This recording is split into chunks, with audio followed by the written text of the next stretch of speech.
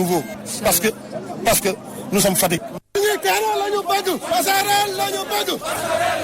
Mouvement d'humeur du cadre unitaire des syndicats de la santé pour la justice sociale.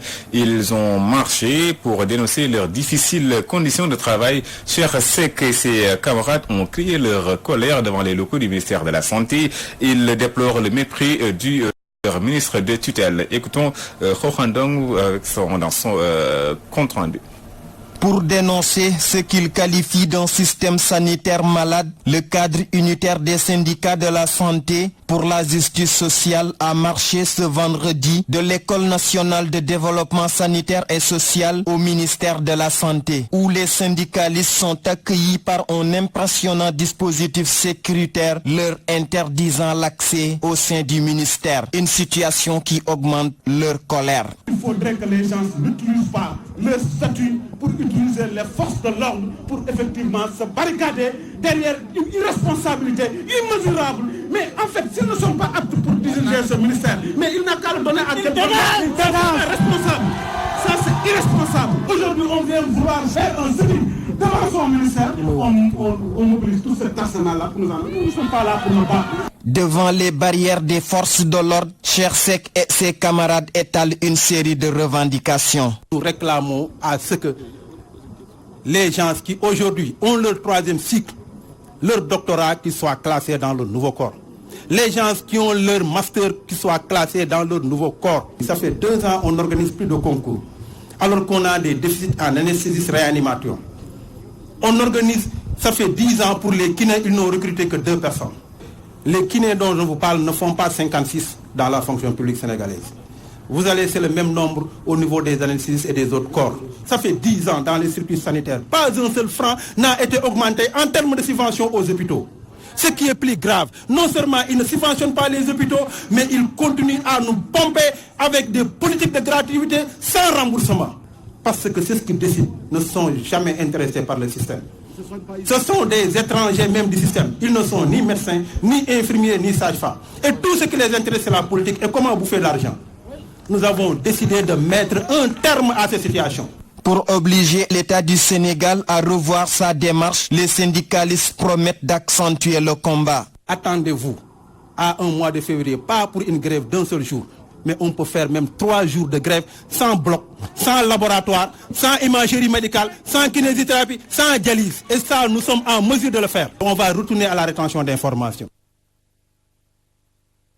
Donc, le ministère de l'action sociale a reçu 3 fois les syndicalistes. C'est en tout cas ce qu'affirme le directeur des ressources humaines du département ministériel. Il soutient qu'ils ont passé en revue les problèmes de ces manifestants et ils sont sur les solutions. Il s'appelle Ibrahim Soukandel Diouf et il est avec Khokhandong. Ils n'ont pas posé de problème de conditions de travail. Ils ont posé 2 problèmes. L'un des problèmes, c'était le reclassement des techniciens supérieurs. Et l'autre problème, c'est le fait de les recevoir suite à leur plateforme revendicative. Sur les 2 points, je voudrais dire que le ministre de la Santé et de l'Action sociale les a reçus au moins 3 fois. Et au-delà, après les élections présidentielles, le directeur de cabinet les a reçus. Et moi-même, en tant que directeur des ressources humaines, je les ai reçus. On a passé en revue l'ensemble des points qu'ils ont soulevés tout à l'heure. Et je vous dis et je vous assure que pour ce qui concerne le relèvement du niveau des techniciens supérieurs, nous, on est beaucoup plus en avance qu'eux. Eux, ils parlent de discussion. Nous avons déjà le projet de décret qui est envoyé en lecture au niveau de la fonction publique et au niveau des finances et du budget. Donc, ce point-là, il me semble qu'ils sont un peu en retard du point de vue de l'information. À Podor, les établissements scolaires sont dépourvus de structures sanitaires. Conséquence, élèves et enseignants sont obligés de parcourir plusieurs kilomètres pour se faire soigner. Une situation qui impacte négativement sur la qualité des enseignements. Aboukan, correspondance. Nos lycéens et collégiens manquent de tout et pour se soigner, ces derniers sont obligés de parcourir plusieurs kilomètres. Quant aux enseignants, eux aussi, souvent victimes d'accidents, perdent trop de temps pour se faire évacuer dans les structures de santé de référence. Autant de mots qui impactent aujourd'hui sur la qualité des enseignants, auxquels il faut trouver des solutions. D'urgence, souligne Dr Boubacar Dankoko, médecin spécialiste en santé publique. D'une manière générale, c'est que les lycées, ou d'une manière générale d'ailleurs les écoles, manque d'infrastructures prenant en charge les problèmes de santé des élèves.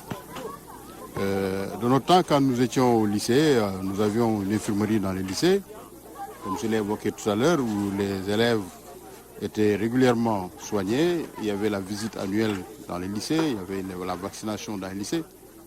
Mais de plus en plus, ces structures disparaissent du paysage scolaire. Et les élèves, pour se soigner, sont obligés de parcourir des kilomètres et des kilomètres comme les citoyens ordinaires. Cela a un impact naturellement sur la scolarité de l'élève parce qu'il perd du temps à aller se faire soigner. Professeur à l'université Cheikh Anta Diop de Dakar, Dr Boubacar Dankoko invite les autorités à ce que nos écoles soient davantage sécurisées et que soit développée une proximité entre écoles et postes de santé. Il ne s'agit pas seulement d'ailleurs de la situation de l'épilepsie, mais un accident, quel qu'il soit, peut survenir à l'école et on se rendra compte en ce moment que l'école n'est pas suffisamment équipée pour y répondre. L'élève peut tomber d'un escalier, il y a des élèves qui portent des pathologies qui peuvent faire l'objet de crises, en dehors de l'épilepsie, l'hypertension artérielle, une maladie quelconque. Il peut s'agir également même d'accidents concernant le personnel enseignant. Il y a des écoles, où il y a des laboratoires. Et s'il y a un accident dans un laboratoire, il n'y a aucune mesure pour prendre en charge rapidement les concernés. Je pense d'une façon globale, l'école doit être sécurisée. Réunis au lycée El Hadj Cheikh Baba Ndiong de Podor, Boubacar Dankoko a plaidé pour une meilleure prise en charge de la santé dans nos écoles. Un programme qui n'est pas suffisamment intégré dans le registre de l'encadrement, avec comme constat l'inexistence totale d'infirmerie dans nos établissements scolaires. À Podor Aboukan pour la télévision Fadjiri. L'association Touba Chérif Lo a offert un important lot de matériel au poste de santé de la commune du même nom. Une manière pour elle de contribuer à l'amélioration du plateau technique pour une meilleure prise en charge des malades dans cette localité du département de Tivaouane, d'où nous parle Ibrahima Ndiaye. Un appareil échographie multifonctionnel pour les femmes, une pesanteur d'enfants, des gants, des bandes et compresses médicalisées, des tensiomètres et thermomètres, entre autres accessoires. C'est le don fait par l'association Touba Chérif Lo pour relever le plateau technique médical du poste de santé de nos localités. Mbaké Wad est le porte-parole. Cette dite association, créée en 2017, qui regroupe des émigrés et des ressortissants vivant à Chérif Lo. Son but est de mener des œuvres sociales dans le domaine de la santé, de l'éducation et de la culture. Dans l'intervalle de 2 ans, notre association, après sa création, les assiettes d'activité de l'association sont plutôt élogieuses. Tout ce matériel est destiné à la commune de Chérif Lo et aux populations de Chérif Lo. Un geste noble et symbolique selon l'infirmière chef de poste de Chérif Lo, Fatou Sall. C'est un geste que monsieur le médecin-chef du district de sanitaire apprécie et encourage les ressortissants de l'association de Touba Chérif Lo pour leur acte bien noble. Précédemment, nous reférions la majeure partie des femmes à Tivaouane, au district sanitaire de Tivaouane ou à l'hôpital de Tivaouane. Parmi ces matériels ici présents, nous pouvons citer l'échographie. Il y a aussi quelques tensiomètres et des thermomètres et d'autres matériels outils médicaux. Un don de matériel fortement apprécié par les populations de Chérif Lo, en premier les femmes qui se rendaient jusqu'à Tivaouane ou Thiès pour des visites prénatales. Thiès, Walfadjri Radio TV, Ibrahima Ndiaye. Crise à l'entreprise Médis. 300 travailleurs risquent de se tourner les pouces pendant 6 mois. Ils sont contraints au chômage technique par leur employeur. Une situation jugée illégale par les délégués du personnel et la CNTS. Une plainte a d'ailleurs été déposée à l'inspection du travail. Théodore Semedo pour plus de détails. Malaise à l'entreprise pharmaceutique Médis de Thiaroye-sur-Mer. Des travailleurs désemparés dénoncent un chômage technique forcé, illégal, pour motif économique imposé par leur employeur, l'ASAP Bouche-Belle. Grande surprise ce matin, nous sommes venus, nous avons trouvé le site fermé avec une affiche. indiquant que l'usine est en chômage technique. Première carence, l'usine ne peut pas être en chômage technique. C'est le personnel qui va en chômage technique et non l'usine. Donc, et deuxièmement, de dire que oui, les gens n'ont qu'à rester chez eux, c'est jusqu'à nouvel ordre. Et interdire l'accès du personnel qui a un contrat de travail dans cette usine et non, le contrat n'est pas arrêté, l'interdire carrément l'accès dans cette usine, ça c'est pas du tout normal. Nous ne l'accepterons pas puisque le chômage technique obéit à une procédure qui est régie par le Code du travail sénégalais. Ces employés, soutenus par les responsables syndicaux de la CNTS, exigent d'ailleurs l'audit de leur société, gestion nébuleuse et l'intervention des autorités pour que justice leur soit rendue. Il y a du maquillage dans les chiffres de cette entreprise. Nous n'y croyons pas. Les raisons qu'ils nous donnent, nous n'y croyons pas du tout. Nous demandons à l'État de prendre ses responsabilités, de veiller à l'outil de production et aux droits de ces travailleurs. On saisit l'inspection du travail et la direction générale du travail ce matin et nous avons fait constater ce dysfonctionnement juridique. Et l'auditeur du groupe, l'auditeur maison nous a entendus.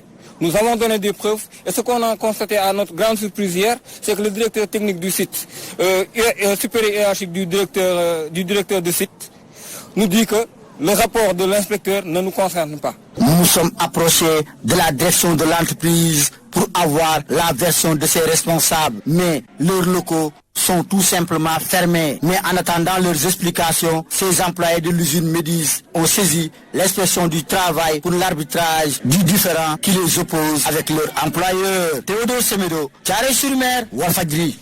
Guédiawaye et les habitants de la cité Aliou Sow laissent éclater leur colère. Ils accusent la société immobilière du Golfe d'installer l'insécurité dans leur localité, à l'origine des bâtiments qui menacent ruine. Écoutons à ce propos Yacine Diagne, leur porte-parole, qui s'entretient avec Théodore Semedo. Nous avons acheté les appartements en 2009. En 2012, un règlement de copropriété nous est donné.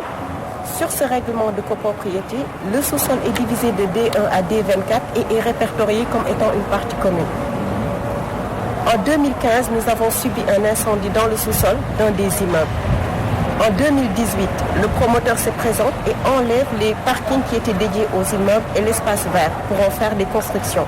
Nous nous levons contre ces constructions-là. Il nous envoie vers notre notaire. Le notaire nous informe que nous n'avons actuellement aucun droit réel et que le règlement de copropriété qui nous a été remis en 2012 a été rejeté par l'administration. La population s'oppose. On nous dit que c'est une décision de la commission auxiliaire de protection civile. Donc ils sont là pour nous protéger, d'après le promoteur.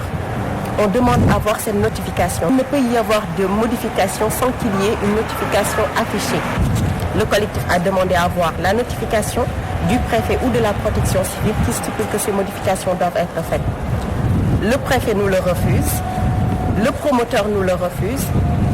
En l'absence d'une quelconque notification, nous refusons, nous la population actuellement sur place, que des modifications soient faites sous le sous-sol.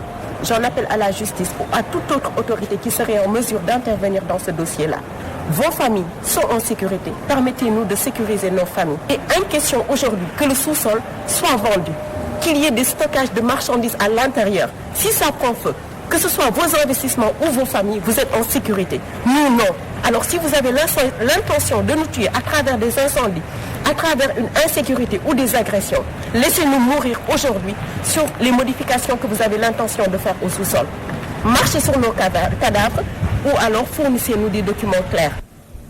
Rencontre ce vendredi entre le ministre du Travail et le patronat sénégalais au terme d'une discussion de plusieurs heures. Sambassi et ses interlocuteurs ont trouvé un accord pour une nouvelle convention collective. Toutefois, l'augmentation des salaires et la classification des entreprises restent les principales doléances du privé. Écoutons Maïs Fall, vice-président du Conseil national du patronat, au micro de Fatou Bintou Diouf. Nous avons organisé cet atelier justement qui sera pour nous un exercice d'application sous la tutelle de l'autorité qui est gardienne à la fois de la lettre et de l'esprit de nos accords. Parce que ces accords-là, nous les avons négociés, nous les avons discutés avec les travailleurs sous la tutelle, sous l'égide du ministère du Travail. Et aujourd'hui, nous avons convié le ministère du Travail, son département, donc la Direction générale du Travail et de la Sécurité sociale, pour venir expliquer au directeur du personnel Ce sera le premier devoir d'exercice. Comme je l'ai dit tantôt, la fin du mois, c'est pour bientôt, c'est la janvier. Et donc, il ne faudrait pas que, à la fin janvier, qu'il y ait beaucoup d'équivoques sur ce qui a été convenu. C'est tout le sens, je crois, de l'exercice que nous pratiquons aujourd'hui. Vous savez, tout ce qu'il y a dans ce texte va dans le sens, je crois, de la protection du travailleur. Aujourd'hui, ce texte-là, c'est fondamentalement, par définition, donc, tout ce qui est inscrit dans ce texte va dans le sens de la protection du travailleur. Vous savez, nous avons signé un accord parce que, on ne peut pas négocier indéfiniment. Donc nous avons à un moment donné mis un terme à ces négociations sur la base, je crois, de ce que je qualifierais de part et d'autre un engagement responsable. Et je souhaite que ce soit également un engagement durable pour l'ensemble des parties, étant entendu que, comme l'a expliqué le monsieur le ministre tout à l'heure, le monde est en perpétuel mouvement. Souvent mal comprise, la finance islamique est pourtant un excellent outil pour lutter contre la précarité. C'est du moins la conviction de Dame Baye, président fondateur du cabinet Fawzeyni Finance and Invest. Et les membres de ce cabinet tiennent un séminaire de 2 jours sur les métiers de la finance islamique. Mahmoud Diaby Gassama.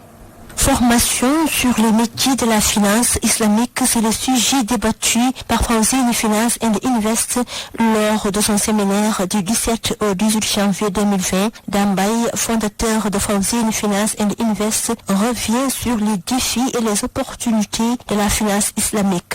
Les mots islamiques, effectivement, prêtent un peu je ne vais pas dire à équivoque, mais ça peut déranger compte tenu actuellement de la situation des limitations sociales actuellement par le monde. Mais in fine, ce n'est qu'une finance, c'est-à-dire un outil économique qui peut permettre aux gens, en tout cas, de bien vivre et de vivre ensemble. La finance islamique, dans sa globalité, en tout cas financièrement, représente 2500 milliards de dollars à travers le monde. Donc nous sommes convaincus. Une chose en tout cas, c'est un excellent outil qui peut favoriser l'inclusion financière et aussi aider les populations à sortir en tout cas de la précarité. Venu assister à cette rencontre, Abbé Jean-Marie Ndour s'est dit séduit par le concept de la finance islamique. Là, nous avons beaucoup de préjugés, des idées fixes, des opinions. Surtout on parle de finance islamique, les gens ne savent pas trop. Ce que je constate, déjà mon sentiment, c'est des opportunités qu'on doit offrir aux personnes. Il faut diversifier l'offre. D'autre part, l'impact que tout cela peut avoir sur les populations.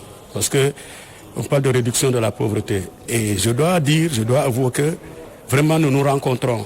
Parce que pour avoir travaillé 10 ans dans Caritas Sénégal, l'approche vers les populations, la réponse aux demandes des populations, eh bien je retrouve cela ici.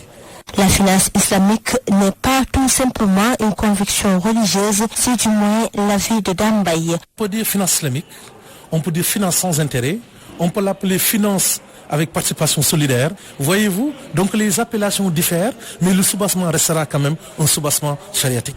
Mais quand même, nous, on a tendance à dire à Fawzeyni Finance and Invest que la finance islamique, c'est une finance pour tous. Fawzeyni Finance and Invest est une structure de pointe évaluant dans la promotion de la finance islamique, la microfinance islamique et le takafoul, c'est-à-dire assurance selon la charia au Sénégal et en Afrique francophone.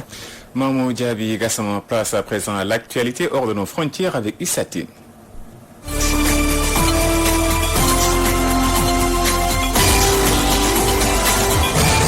En Guinée, face à la crise qui prévaut, les leaders religieux chrétiens invitent à 3 jours de jeûne et de prière. Selon le communiqué, l'observation de ces 3 jours de jeûne et de prière s'étendra sur les mercredis 22, jeudi 23 et vendredi 24 janvier, avec comme lieu indiqué pour les rassemblements à Conakry, à la paroisse Saint-Cyprien de Dixine, le mercredi à la cathédrale Toussaint de Conakry, le jeudi, et au jardin de l'archevêque de Conakry, le vendredi. Le climat politique guinéen reste essentiellement caractérisé par des violences et des exactions enregistrées tant à Conakry que dans certaines villes de l'intérieur du pays. Une situation qui préoccupe certains leaders religieux chrétiens. Ils l'expriment dans un communiqué qu'ils ont produit à cet effet.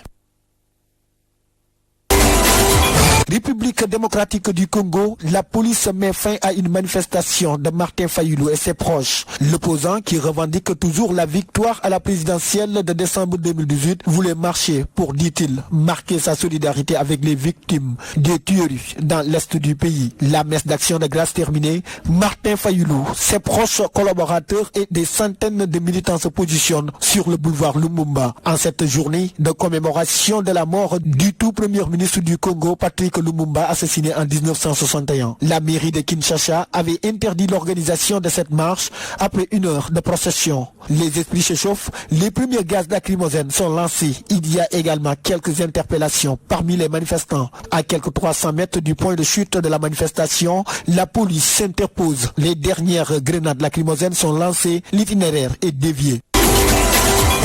En Libye pour poursuivre son offensive diplomatique. Le général Haftar est ce vendredi en Grèce. Il s'est entretenu avec le ministre des Affaires étrangères et le premier ministre grec avant la conférence internationale de Berlin sur la Libye le dimanche dernier. Le balai diplomatique s'intensifie. Il se rend en Grèce pour négocier des accords qui permettent à la Turquie de faire valoir ses droits sur des vastes zones de Méditerranée orientale. Des zones contestées et riches en hydrocarbures. C'est une véritable internationalisation de ce conflit libyen à laquelle on assiste désormais. Les deux rivaux, Khalifa Haftar et Fayez El-Sarraj, multiplient les rencontres pour obtenir des soutiens avant la conférence de Berlin. Pour l'instant, les deux hommes ont tous de confirmer leur présence. Seront également de la partie la Chine, les États-Unis, la France, l'Italie, la Russie, avec le président Vladimir Poutine. Présence africaine aussi avec le président de la Commission de l'Union africaine, Moussa Faki Mohamed, et le président du Congo-Brazzaville, Denis Sassou Nguesso, qui dirige le groupe de l'Union africaine sur la Libye.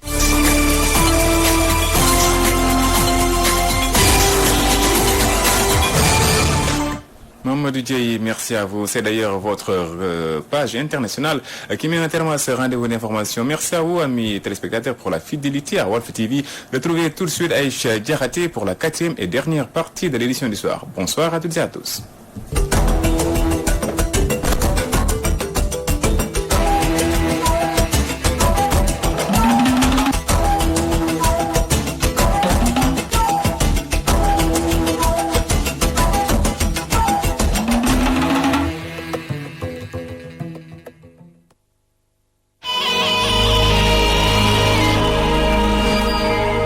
Mesdames et messieurs, bonjour et bienvenue à ce nouveau numéro de votre entretien hebdomadaire. Aujourd'hui, nous sommes à Sédhiou. En 2018, l'année scolaire passée, on a eu à